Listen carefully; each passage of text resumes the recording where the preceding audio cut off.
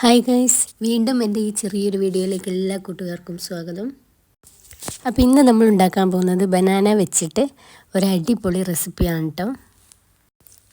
അപ്പോൾ ഇതിനായിട്ട് നമുക്ക് വേണ്ടത് ഇതുപോലെ ഈ ലെവലിൽ പഴുത്ത ഒരു 3 കായ നേന്ത്രപ്പഴം കേട്ടോ നമ്മളെടുത്തത്. അപ്പോൾ ഇത് ചെറുതായിട്ടൊന്ന് കട്ട് ചെയ്തെടുക്കണം ഇതിന് വേണ്ടിയിട്ട്. ശേഷം പാൻ അടുപ്പിൽ വെച്ച് നല്ല പോലെ ചൂടായ ശേഷം അല്പം നെയ്യ് ഒഴിച്ച് കൊടുക്കുക.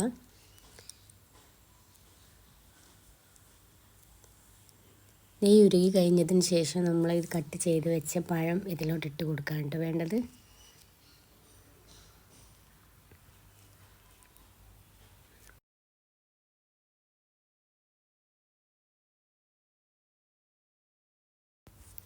അപ്പോൾ ഇതൊരു പരുവത്തിലാണ് കേട്ടോ നമ്മൾ പഴം പീസാക്കി എടുത്തത്. നല്ല പോലെ ചട്ടിയിലിട്ട് നല്ല ബ്രൗൺ കളറാവുന്നത് വരെ ഒന്ന് റെഡിയാക്കി എടുക്കണം.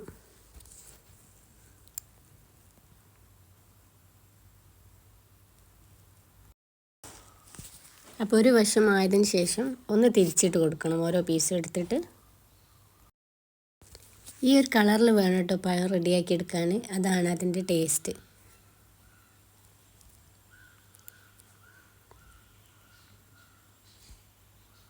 ഇനി നമ്മൾ ഇതിലേക്ക് ചെയ്യേണ്ടത് അല്പം ശർക്കര പൊടിച്ചത് ഇതിൻ്റെ മേലേക്ക് ഇട്ട് കൊടുക്കുകയാണ് വേണ്ടത്.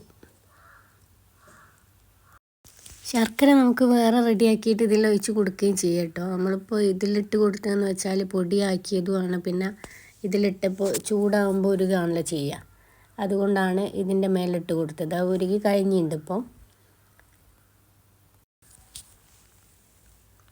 പിന്നെ ഒന്ന് നല്ല പോലെ ഇളക്കി യോജിപ്പിക്കാം.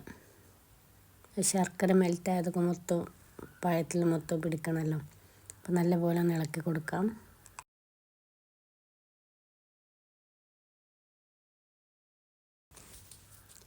ശേഷം ഇതിൻ്റെ മേളിലേക്ക് അല്പം തേങ്ങ ചിരകിയത് ഇട്ട് കൊടുക്കുക.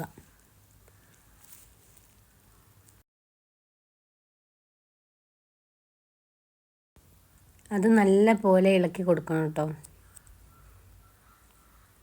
യോജിപ്പിക്കാൻ വേണ്ടിയിട്ട് നല്ല പോലെ ഇളക്കി കൊടുക്കുക.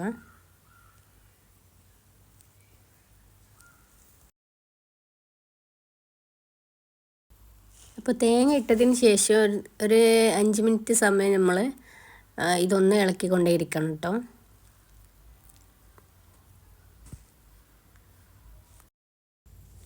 അപ്പോൾ ഇനി നമുക്ക് ചെയ്യാനുള്ളത് ഒരു ട്രേ എടുത്തിട്ട് അതിലേക്ക് ഇതൊന്ന് മാറ്റി കൊടുക്കാം. അത് മൊത്തമായിട്ട് അതിലേക്ക് മാറ്റിയതിന് ശേഷമാണ് ഇനി നമുക്ക് അതിൻ്റെ മേളിലേക്ക് വാനില ഐസ്ക്രീം ഇട്ട് കൊടുക്കാം. വാനില ഐസ്ക്രീമാണ് കേട്ടോ നമ്മൾ യൂസ് ചെയ്ത്, നല്ല ടേസ്റ്റാണ്